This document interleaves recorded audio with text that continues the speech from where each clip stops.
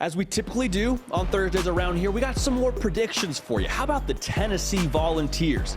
Huge game. And not so much from a point spread perspective, but because of what they're playing for in the future, huge game at South Carolina. They're 21.5-point favorites. The game is a 7 Eastern kick. You're going to have Kirk Herbstreit on the call, Chris Fowler on the call, Holly Rowe on the sideline. The number one crew for ESPN is going to be at this game. So for South Carolina on their senior day, it's going to be a lot of juice, going to be a lot of excitement. They're going to give their best to Tennessee. I promise you. Just kind of the thing that comes with being Tennessee right now. You're going to get your opponent's best shot every single week, so you got to rise to the occasion.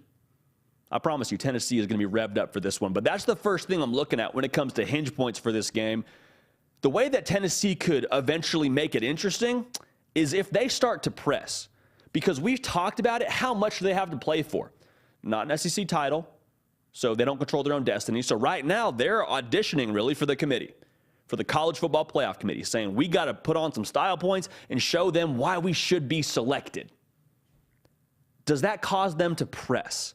Does that cause them to get out of their comfort zone and do things they otherwise wouldn't do?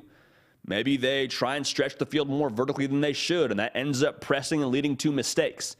If Tennessee presses in this game or feels any sense of press because of what's at stake, then things start to become a little bit more interesting, and it's not quite as buttoned up as that 21.5-point favorite number would allow you to believe. South Carolina also has a little thing called Beamer ball going. And don't get it twisted. They're not necessarily playing to their standard these last few weeks, but Shane Beamer and company, they're going to do everything they can to find some sort of wrinkle, some sort of edge for their program in this game. South Carolina, 5 blocked punts on the year. Scored 6 points last week against Florida. Got 1 touchdown on a fake punt. Shane Beamer is going to empty the clip for his program and those seniors on senior day against one of the top teams in the country. Like, they're going to get creative, and you're going to see some form or fashion of Beamer ball, whether it's a fake field goal, whether it's a fake punt, whether it's an onside kick at a surprise moment. Like, they're going to come with it against Tennessee in this game. So keep an eye on that.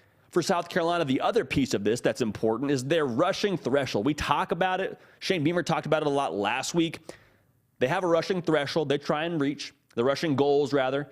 And whenever they have crossed that threshold and reached their rushing goals, they have not lost a game. And if I'm reading between the lines here, that rushing threshold is right around 100 yards. And so for Shane Beamer, the running back room is a big point of emphasis this week, right? Marshawn Lloyd is a little bit dinged up. You would hope you get him back for this game.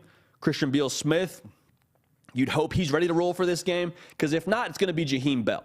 And Jaheim Bell is a unicorn.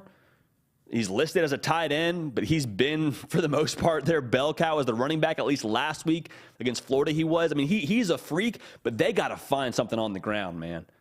And they're going to have their work cut out for them. For Tennessee, they're giving up like 3 yards a carry.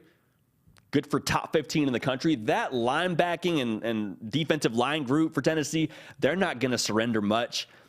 But for South Carolina, it is paramount to have some sort of something established on the ground, because for Spencer Rattler, he hasn't been the epitome of consistent. South Carolina hasn't really protected him that well. They're one of the worst sack rates in the country on the offensive line. You got to have something to offset this defense.